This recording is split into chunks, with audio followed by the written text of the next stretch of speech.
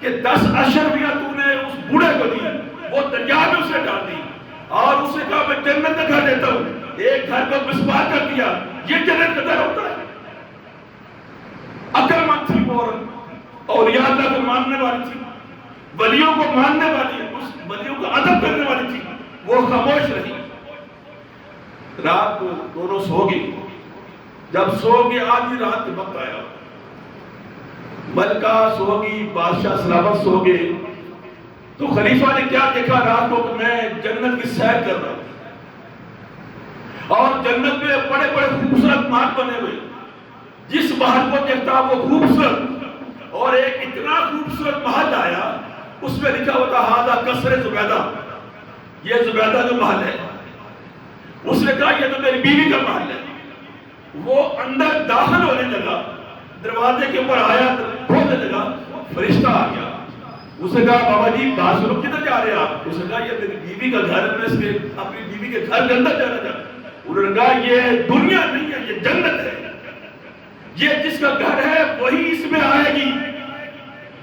اسی فرشتے کے ساتھ تھوڑا سا الجھ گیا بادشاہ سلامت، آنکھ کھل گئی تو دیکھتا میں بستر پر پڑا ہوا، بیگم صاحب سوئی ہوئی ہے، بتایا نہیں بیگم صاحب نے۔ دوسرے دن پھر جب شام آئی، کہنے لگا آؤ چلے پھر سیر کریں چلتے ہیں۔ بیگم صاحب پھر چلے گی ساتھ، پھر وہ ٹپے کے پاس پہنچے، پھر وہی بزرگ آواز دے رہے آؤ جنت کا گھر لے لو، جنت کا گھر لے لو۔ تو بیگم صاحب بولی نہیں، خلیفہ صاحب ہارون کہنے لگے آؤ ذرا دیکھتے ہیں ان کی طرف۔ تو بیگم صاحب نے کہا چھوڑو تو کیا ہے لینا؟ اس نے کہا نہیں آؤ تو صحیح دیکھتے تھے۔ جب اس کے پاس دوبارہ گئے تو اس نے کہا یہ جنت کے گھر ہے، لے لو۔ بادشاہ سلامت نے کہا بابا یہ بیچو گے؟ اس نے کہا ہاں میں بیچنے کے لیے بیٹھا ہوں۔ یہ کتنے دو گے؟ بعد روایات میں یہ آتا ہے، خلیفہ صاحب نے کہا کہ بادشاہ سلامت تو اپنی ساری حکومت مجھے دے دے اور یہ جنت کا گھر لے جاؤ۔